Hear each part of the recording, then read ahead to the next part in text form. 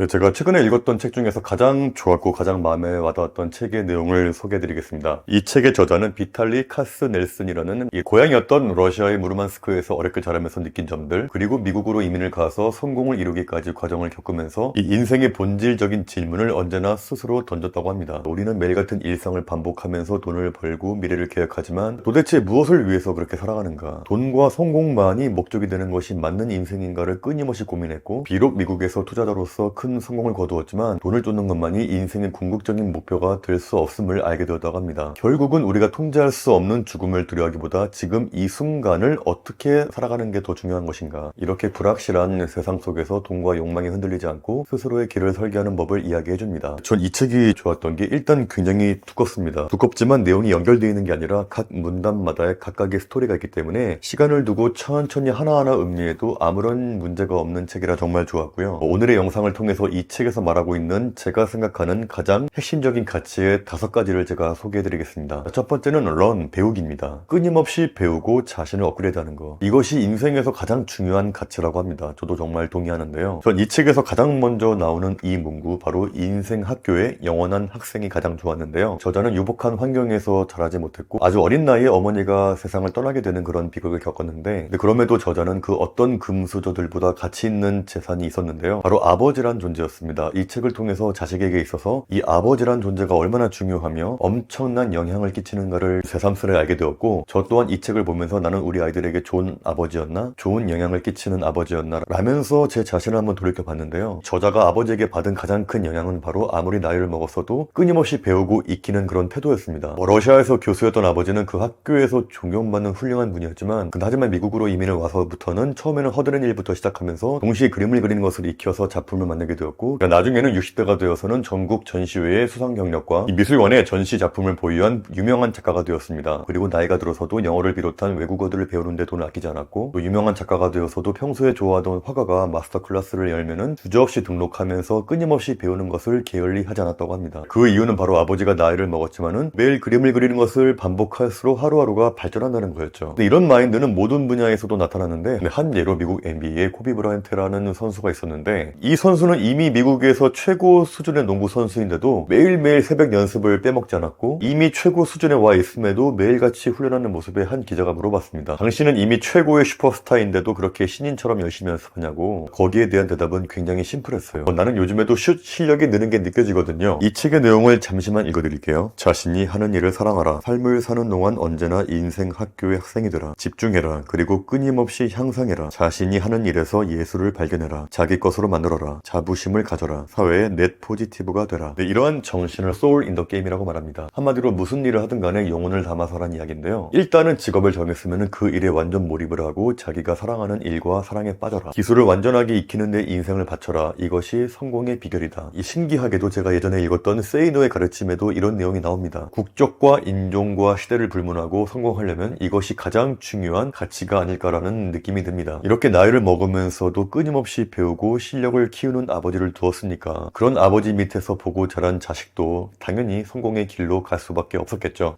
두 번째는 타이머는 6개월로인데요. 당신에게 6개월의 삶이 남아있다는 사실을 알게 된다면 어떻게 살겠는가? 지금과 똑같은 일에 몰두하도록 자신을 내버려 두겠는가? 공항에 두고 온 장신구 따위로 화가 나도록 자신을 내버려 두겠는가? 자동차 뒷좌석에 묻은 얼룩이나 먼지 때문에 화를 내도록 자신을 내버려 두겠는가? 진실은 우리가 너무나 더덥고 중요하지 않은 일에 가치를 부여하기로 선택한다는 것이다. 저는 이 이야기를 깨닫게 되는 계기가 있었는데, 제가 유튜브 영상에서도 한번 이야기를 한 적이 있었는데, 제가 20대 중반에 한국에서 가장 친했던 친구가 하늘로 간 적이 있었거든요. 근데 인물도 좋고 멋있고 똑똑하고 집안도 괜찮았던, 제 기준에서는 완벽했던 친구였는데, 전 그때 그 사건이 정말 저의 모든 성격부터 해서 모든 가치관이 다 달라지게 되는 계기가 되었거든요. 당시에 미국에서 사진을 하고 있었지만 행복하지 않고 재밌지 않았는데, 친구의 죽음을 지켜보면서 인생이란 정말 짧고 덫이 없다는 걸 알게 된 다음부터 그 당시에 가장 관심이 많았던 EDM 음악을 공부해서 클럽 DJ를 했는데, 그 당시에 그 행복했던 추억은 지금도 제 가슴속에 남아있거든요. 그리고 제가 아까 소개했던 코비 브라이언트라는 선수도 30대 후반에 은퇴해서 그동안 선수 생활하면서 가족들과 시간을 많이 못 보냈기 때문에 이제부터는 가정에 집중하면서 아이들과 시간을 많이 보내주려 했는데, 불과 몇 년 뒤에 40대 초반 나이에 딸과 함께 헬기를 타다가 추락해서 사망했던 일이 있었거든요. 이제부터 가족들과 행복한 여생을 보낼 일만 남았던 그에게 이런 비극적인 충격적인 일이 생길 거라고 누가 알았겠냐고요. 한 번은 제가 납골당해 간 적이 있었는데 정말 놀랬던 거는 다른 새겨져 있는 글귀들을 보잖아요. 보면은 정말 어린 나이에 세상을 떠난 분들이 많이 계시더라고요. 10살부터 해서 17살, 20살, 22살. 그래서 항상 저의 마음속에는 인생은 정말 짧고 덧 없으니까 오늘 하루하루 의미 있게 살고 누군가를 미워하는 감정이나 부정적인 감정을 없애버리고 항상 긍정적으로 뭐든지 좋은 쪽으로만 생각하려고 했거든요. 제가 그런 마음을 가지고 있었는데 또 한 번 이 책을 통해서 한 번 더 리마인드가 돼서 너무 좋았고요. 자, 세 번째는 날마다 새로운 오늘인데요. 근데 이 부분은 제가 정말 부끄럽고 반성을 하게 되었는데 제가 요즘에 시간을 정말 엉망으로 쓰고 있었거든요. 제가 최근에 어깨를 다치면서 글도 잘 못 쓰고 영상도 편집도 못하고 해서 항상 바쁘다 시간이 없다라는 핑계를 대지만 정작 저는 자기 전에 누워서 쇼츠를 보고 내가 오늘까지 하기로 한 일이 있었는데 요즘 너무나 재밌는 드라마 폭삭 속았수다를 정주행하면서 또 일을 미루기도 하고 이 책에는 세네카라는 2000년 전의 철학자의 책 도덕에 관한 서한의 책을 인용했는데요. 인생의 가장 큰 부분은 우리가 나쁜 일을 하는 동안 지나가고 좋은 부분은 우리가 아무것도 하지 않는 동안 지나가네. 그리고 우리가 목적에 맞지 않는 일을 하는 동안 인생의 전부가 지나간다네. 정말 재밌는 건 2000년 전의 사람도 이렇게 사람들이 시간을 낭비하는 것에 대해서 매우 안타까워하고 있다는 거죠. 이어서 말해볼게요. 그대는 시간의 가치를 두는 사람, 하루의 가치를 헤아리는 사람, 날마다 죽어가고 있다는 사실을 알고 있는 사람을 내게 보여줄 수 있겠는가? 우리가 죽음을 앞두고 있다는 생각은 착각일세. 죽음의 상당 부분은 이미 지나갔지. 우리의 뒤로 지나온 시간이 몇 년이든 모두 죽음의 손으로 들어갔다네. 근데 중요한 건 이거예요. 매 시간을 붙잡고 오늘의 임무에 집중하자. 그러니까 우리가 뭐든지 미루고 있는 동안에는 인생이 빠르게 흘러간다. 자, 그러면 어떻게 시간을 찾아올 수 있을까요? 철학가 세네카는 하루마다 새로운 인생을 산다고 생각해라 라고 말합니다. 네, 헬스장에 다니다 보면 정말 재밌는 사실을 발견할 수 있는데요. 거의 매년 똑같은 일이 생기는데 바로 1월이면요 정말 사람들이 바글바글 해요. 근데 왜냐하면 대부분의 사람들은 1월이면은 새해 결심을 하게 되고 그 중에 하나가 바로 운동이거든요. 그런데 2월, 3월 되면요 반에 반이 줄고 4월 되면 다시 원상복구가 돼요. 전 옛날부터 생각했어요. 아니 그냥 운동하고 싶으면 당장 다음 주나 내일부터 하면 되는 거지. 왜 다들 1월부터 하려고 할까? 또 영어를 공부하려고 해도 꼭 1월부터 하려고 그러고 다이어트도 꼭 1월부터 하려고. 저자는 자기 전에 꼭 스스로에게 이런 질문을 던지라고 합니다. 의미 있는 문제에 현명하게 시간을 썼는가? 아니요. 전 오늘 넷플릭스를 2시간 봤고 유튜브 영상 편집을 내일로 미뤘습니다. 가족이나 친구들과 있을 때 나는 온전히 집중하며 함께 했는가? 아니요. 전 시야 데리고 공원 갔지만 벤치에 앉아서 핸드폰만 본 것 같아요. 나는 친절했나?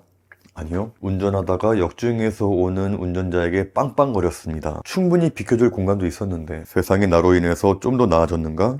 그래도 제 유튜브 댓글 중에서 저의 이야기를 듣고 나서 실천했더니 날 대하는 게 달라지더라 고맙다라는 글이 있는 걸 보고 나니까 그래도 조금은 세상을 나아지게 한 것 같긴 하네요. 새로 생긴 나쁜 습관이 있나? 네, 요즘 부쩍 자기 전에 쇼츠를 많이 봤습니다. 이제부터 자기 전에 핸드폰을 안 보겠습니다. 네, 이런 식으로 매일매일 자기 전에 하루를 바라본다면 자신에게 정직해지면서 자기 성찰과 동시에 인생이 하루하루 새롭게 발전하는 계기가 되겠죠. 자, 소크라테스의 명언 성찰하지 않은 인생은 살 가치가 없다를 다시 한번 기억할 필요가 있을 것 같습니다. 자, 네 번째는 모욕에 대처하는 법인데요. 전 이 문단이 참 좋았던 게 저자의 이야기와 저의 생각과 완전하게 일치하는 부분이 있더라고요. 제가 그동안 유튜브에서 많이 했던 이야기, 무례한 사람들을 대처하는 법과 정말 유사한 내용입니다. 역시 저도 위대한 철학자의 DNA가 있는 게 인생의 길을 걷다 보면 아주 치명적인 선물을 들고 있는 사람을 종종 마주친다. 모욕은 우리를 기분 상하게 하는 방식으로 표현된 타인의 생각일 뿐이다. 네, 에픽테토스라는 철학자가 모욕에 대해서 설명한 부분이 있는데요. 참 재밌습니다. 당신을 모욕하는 것은 당신을 조롱하거나 때리는 사람이 아니라 이런 것들에 모욕당했다고 여기는 당신의 생각이다. 그러니까 누군가가 당신을 화나게 할 때마다 화는 당신의 생각에서 비롯된다는 것을 기억해라. 잠시만 멈추어서 시간을 가지면 스스로를 통제하기 쉬워진다. 이 책의 저자 또한 글을 쓰는 분이기 때문에 수많은 비판과 모욕을 받는다고 해요. 이렇게 훌륭한 분들조차 비판과 모욕을 받는다고 하니까 제 마음이 조금 편안해지더라고요. 왜냐면 저 유튜브를 하고 있고 오늘도 매일매일 수만의 조회수가 나오면서 수많은 분들이 저의 이야기를 듣고 있잖아요. 조회수가 늘면 늘수록 채널이 커지면 커질수록 비판과 모욕은 엄청나게 커집니다. 일단 가장 많은 모욕은 대머리, 머머리, 탈모 이런 머리에 대한 부분인데 천만다행으로 저는 이런 단어에 대해서 전혀 아무렇지도 않아요. 제가 원해서 탈모가 온 것도 아니었고 나의 잘못으로 온 게 아니기 때문에 때문에 또 그리고 나의 생각에 대한 반박, 웃기는 소리 하지 마라, 개소리 하고 있네 등등 많이 있는데, 예전에 유재석 씨가 이야기한 악플에 대한 대처 노하우가 기억나는데, 당신이 조언을 구하지 않을 만한 분들에게서 오는 비판은 받아들이지 마라. 네, 철학자 세네카는 스스로를 비웃는 사람은 웃음거리가 될 수 없다고 했고, 또 철학자 에픽테토스도 누군가가 당신에 대해서 나쁘게 말하면은 그 말에 맞서서 자신을 변호하지 마라. 모욕을 무시하는 행동은 모욕을 주려는 사람에게서 모욕의 즐거움을 뺏는 일종의 복수라고 합니다. 맞아, 나 무식해,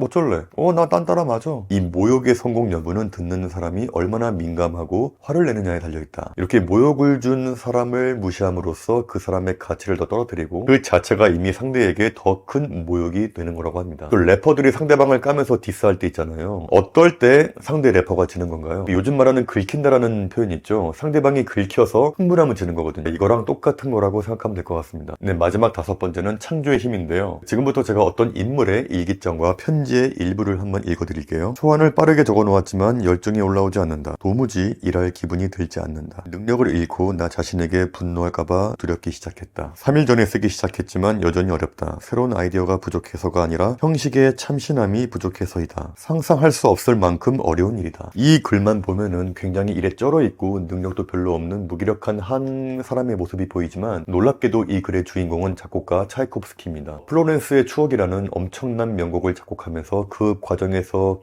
느꼈던 감정들을 쓴 글이었는데요. 전 이 글들을 보면서 정말 기분이 좋았던 게, 그래, 저런 엄청난 대가들도 저런 고뇌를 겪는구나. 그러니 나 같은 평범한 존재는 무슨 일에 집중하고 작업할 때마다 힘든 게 당연한 거구나. 저자는 글 쓰는 작업을 할 때 일이 막힐 것 같으면 당장 공간을 만들고 그 장소로 나가라고 합니다. 새로운 단어가 떠오르지 않고 아이디어가 생각이 안 난다고 해서 하염없이 기다릴 수만은 없는 거니까. 반면에 출근을 해야 하는 분들은 매일 영감을 맞이할 만한 공간을 조성해야 하는 거죠. 회사 근처에 있는 공원에 나만의 벤치에 앉아서 잠깐 동안이라도 내가 좋아하는 음악을 듣는다든가, 일찍 출근해서 내가 좋아하는 카페에 들러서 차를 마시고 가는 것도 있고요. 저자는 매일매일 글쓰기 전에 나만의 의식을 치른다고 하는데요. 공장에서 조립하는 노동자처럼 매일 시간을 지켜서 출근하는 느낌으로 새벽 5시에 기상해서 커피를 만들고, 또 글쓰기 의자에 앉아서 헤드폰을 쓰고 바하의 음악을 듣고, 이렇게 영감이 올 수 있도록 나만의 공간과 시간을 만드는 거죠. 또 그리고 이 모든 것을 규칙적으로 해야 하는 겁니다. 비유하자면 물이 계속 조금이라도 흐르는 한, 날씨가 아무리 추워도 물주기는 멈추지 않잖아요. 근데 물이 20분만 멈춰도 다시 흐르게 만들려면 몇 배의 노력이 필요하잖아요. 그래서 글쓰기든 운동이든 외국어든 뭐든지 규칙적으로 해야 하는 거고, 또 그리고 아까 차이콥스키의 일기장처럼 끊임없이 자기의 의심을 해야 하는 중요한 이유는, 이렇게 창조적인 고통은 성장에 꼭 필요한 부분이고, 물이 얼어붙었을 때 치워야 하는 대가거든요. 이러한 고통 자체가 우리가 안전지대를 벗어나고 있다는 증거이기 때문에 이런 막힘에서 오는 답답함과 두려움은 너무나 좋은 신호라는 거죠. 저도 유튜브 찍으면서